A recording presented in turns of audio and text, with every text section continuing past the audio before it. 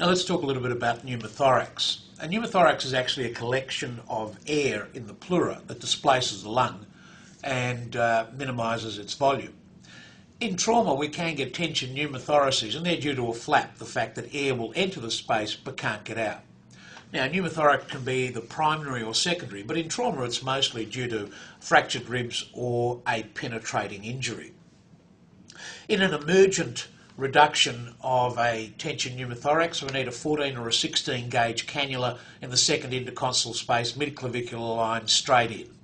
But we must be careful of mimics in this situation. So in the bottom diagram we see a right upper lobe pneumonia mimicking a tension pneumothorax. Being careful in trauma, we must be turning our patients over and looking for other potential injuries. This is a patient here with a hemothorax, which will require us to place a large volume intercostal catheter to remove the blood. Let's talk a little bit now about inserting a basic intercostal catheter.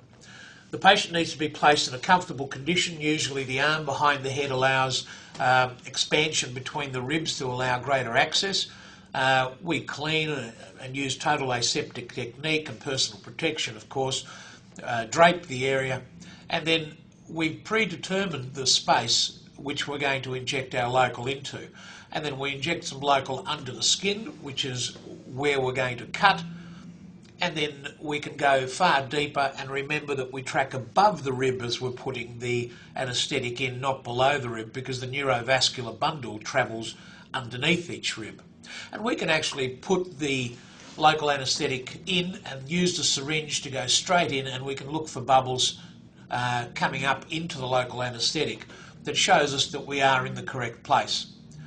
Once the local anaesthetic's in, we make a cut, and usually we can make quite a sizable cut in a trauma. In a more elective intercostal catheter such as this one, we can be a little bit smaller in our cut. Once the cut's made, we will then blunt dissect down into the ribs, so we're separating all the layers.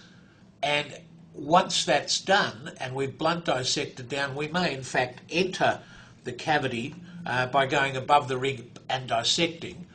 But once that is done, we need to then make sure that we're in the right space firstly, and secondly that there is nothing sitting where we're going to place our chest tube. So as you saw, we placed our fifth finger in there to make sure that we're in the cavity. I then always put a single mattress suture in with an O silk ready to tie in the tube once it's done. So once the suture's in, now there's two methods of putting the chest tube in. One method is that you can use it on the end of a set of forceps.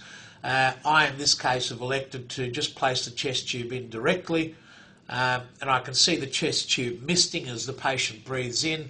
I connect the chest tube up directly to the 3-bottle system, and we can have a look. This is a pre-made system. So once it's done, we then suture it all in and we put some dressings on top, and then we check and we see the patient coughing, causing bubbles to come up there, so we know that our tube is in.